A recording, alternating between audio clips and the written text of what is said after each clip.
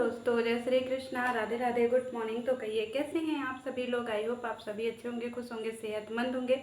जहाँ भी होंगे अपना अपनों का अच्छे से ख्याल रख रहे होंगे, रखना भी चाहिए। आज दिन है बृहस्पतिवार और डेट है 19 सितंबर।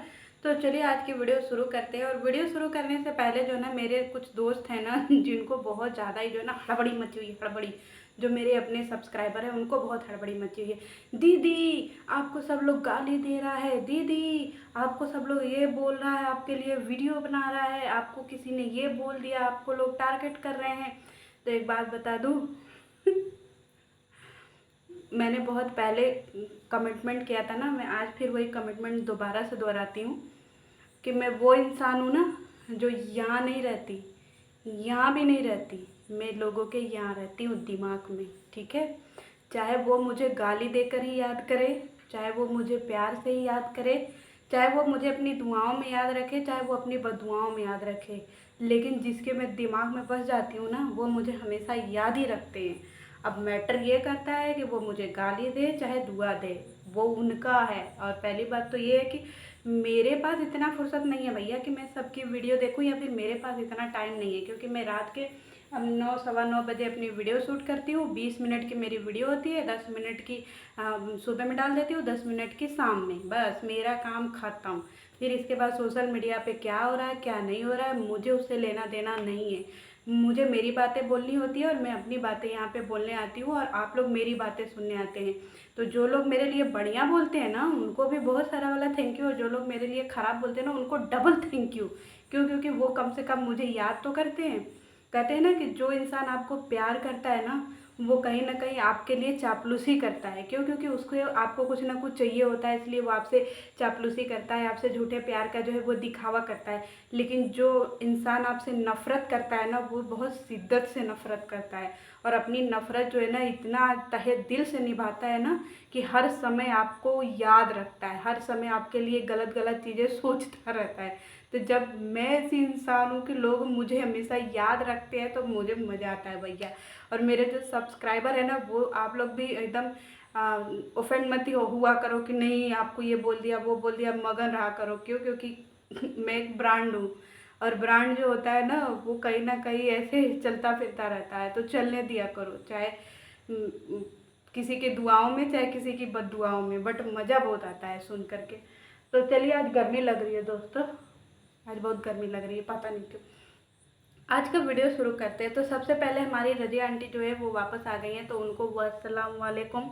क्योंकि वो रजिया आंटी हमारी जो भारत आई हैं, तो हम सोच रहे थे कि उनके लिए वीडियो ना बनाएं, लेकिन बहुत लोगों का कमेंट भी आ गया, और फिर मैंने भी उनकी वीडियो देखी ना, तो मुझसे भी रहा नहीं गया।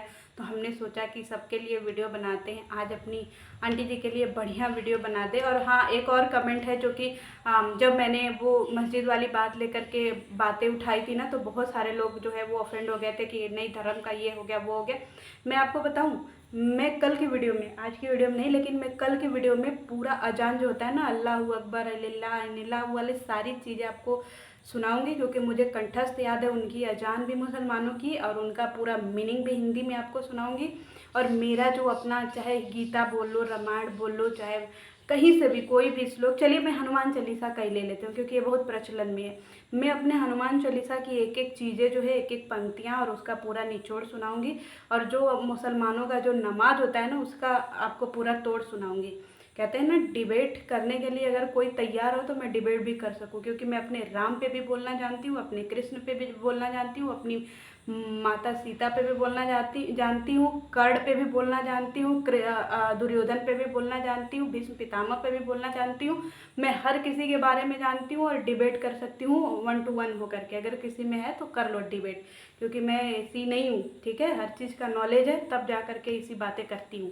तो चलिए बेतुक की बातें ना करें, और ज़्यादा फुदक फुदक के यहाँ हुआ ना उछलें, जितना ज्ञान हो उतना ही उछलें। तो चलिए आज आंटी जी की बातें कर लेते हैं। तो आंटी जी जो हैं वो दुबई से आई, और मुझे बहुत अच्छा लगा कि चलो भाई आंटी जी दुबई से आ गई, अब घर में एक अच्छा सा माहौल रहेगा, एक अच्छा सा प्यारा सा नज़ारा देखने को मिलेगा, बहुओं की परेड लगेगी। अब आंटी जी सबको दौड़ाएंगी। कम से कम भुजिया जो है वो आलू का भुजिया, यार हम बहुत कंफ्यूज हो गए कि कोई इंसान दिन भर कुनरू का भुजिया कुनरू का भुजिया कुनरू का भुजिया कैसे खा सकता है। हमारे घर में अगर 1-2 बार कुंदरू का भुजिया महीने में बन जाए ना, फिर हमारी मम्मी बिगड़ने लगती है। और जब हम पढ़ते थे ना इंटर में, तो हमारे फिजिक्स के टीचर थे, तो वो जब किसी को कुंदरू उंदरू का भुजिया खाते हुए या खरीदते हुए देखते थे ना, तो वो आकर के बोलते थे कुंदरू का भुजिया मत खाया करो, कुंदरू मत खाया करो, क्योंकि तुम लोग कुंदरू खाते हो और तुम लोगों की बुद्धि जो है कुंज हो जाती है। अब मुझे नहीं पता कि कुंदरू खाने से बुद्धि कुंज हो जाती है कि क्या, लेकिन वो मेरे टीचर कहते थे कि कुंदरू खाने से कुंज हो जाती है बुद्धि, बढ़िया चीज़ खाते नहीं हो इसीलिए दिमाग काम करता नहीं है और पढ़ाई लिखाई में मन लगता नहीं है। ये मेरे टीचर का जो है वो था। चतुर्वेदी सर थे, उनका पूरा नाम अभी मुझे नहीं याद आ रहा है, लेकिन चतुर्वेदी सर थे। तो यही हमको भी बड़ा अजीब लगता है कि कोई इंसान इतना भुजिया कैसे खा सकता है। चलो ठीक है भाई, आंटी जी आ गई, अब मम्मी जी के लिए बनेगा बढ़िया बढ़िया खाना, मम्मी जी के लिए बनेगा बढ़िया बढ़िया खाना। हम सोचे कि कम से कम 3-4 प्रकार का सब्जी बनेगा, 4-5 प्रकार का पूड़ी बनेगा, पुलाव बनेगा, बिरयानी बनेगा। और हमारी आंटी जी तो अब नॉनवेज भी खाती हैं, तो नॉनवेज भी बनेगा, बढ़िया बढ़िया मिठाइयाँ बनेंगी, ऐसे प्लेट सजेंगे, ऐसे दस्तरखान सजेंगे, सारी चीज़ें लाइन से रखी रहेंगी। और हमारी आंटी जी पूरा जैसे उनको ऐसे परोसा जाएगा कि लीजिए, पहले ऐसे पंखुड़ी डाल करके गुलाब जल से उनके हाथ धुलवाए जाएंगे और फिर उनको ऐसे शहंशाह की तरह बिठाया जाएगा कि मम्मी जी आई हैं, मम्मी जी आई हैं। अब हमारी आंटी जी आकर के बैठेंगे ऐसे महाराजों की तरह। फिर ये सारे जो दास दासियाँ हैं उनके लिए ऐसे प्लेटें लगाएंगी, इधर चांदी की बड़ी सी थाल होगी, लोटा होगा चांदी का, गिलास होगा चांदी के कटोरा, चम्मच, बर्तन, सारी चीज़ें होंगी। और फिर उस सारी चीज़ों में जो है ना ऐसे भोजन परोसे जाएंगे। किसी में एकदम मालपुआ परोसा जाएगा, किसी में जो है गुलाब जामुन परोसे जाएंगे, किसी कटोरी में सूजी का हलवा परोसा जाएगा, किसी कटोरी में जो है वो दही परोसी जाएगी चीनी के साथ में, किसी कटोरी में जो है बिरयानी परोसी जाएगी थाल में, और सलाद होंगी 5-7 प्रकार के प्याज के, और ये क्या बोलते हैं, गाजर, मूली, शलजम और ये चुकंदर, बहुत सारे जो है ना ऐसे एकदम कटे होंगे एकदम सलाद। अब ऐसे आंटी जी हमारे शहंशाह की तरफ बैठे होंगे एकदम बाहुबली थाली लेकर के, और ऐसे सारे दास दासियाँ उनको ऐसे पंखा झल रहे होंगे, ऐसे एकदम झल रहे होंगे कि मम्मी जी आई हैं, मम्मी जी आई हैं। सारे लोग एकदम फेवा होंगे, फेवा का मतलब समझ रहे, एकदम हड़बड़ी मची होगी, सब चीज़ हुआ होगा एकदम एकदम जैसे उनके घर में एकदम लोगों की भीड़ लगी होगी। सारे लोग उनके दरवाजे पे खड़े होंगे कि मम्मी जी आई हैं, मम्मी जी आई हैं, एक नज़र हमारी तरफ भी देख लें, क्योंकि मम्मी जी आई हैं दुबई से, तो मम्मी जी हमको भी देख लें। सारी चीज़ें ना, ये सारी चीज़ें हम सोच रहे थे कि होगा, और हम इतना ही सोच रहे थे कि ये सारी चीज़ होगा। लेकिन भगवान की बड़ी कृपा है, कहते हैं ना भगवान जिसके ऊपर कृपा करता है बहुत कृपा करता है। हमारी आंटी जी का स्वागत इससे भी जानदार हो गया। हम तो चांदिये की थाली देख रहे थे कि चांदी की थाली में खाना वाना परोसा जाएगा, पर यहाँ पे आंटी जी को तो चांदी की थाली छोड़िए, सोने की थाली जो है ना वो परोसा गया। बस खाली कटोरी जो है उसमें चांदी की कटोरी रखी थी, कटोरी वो लोग सोने की नहीं ले आ पाए थे, तो चांदी की कटोरी रखी थी। बाकी ये कम से कम 27-28 प्रकार का सब भोजन वोजन ऐसे परोसा गया था। हमने अपनी इन्हीं आँखों से देखा था, क्योंकि हमारी रोशनी बड़ी तेज़ है। फिर हम देखे, अब आपको हम बता रहे हैं कि हम एकदम डिस्टर्ब चल रहे हैं दोस्तों, एकदम डिस्टर्ब।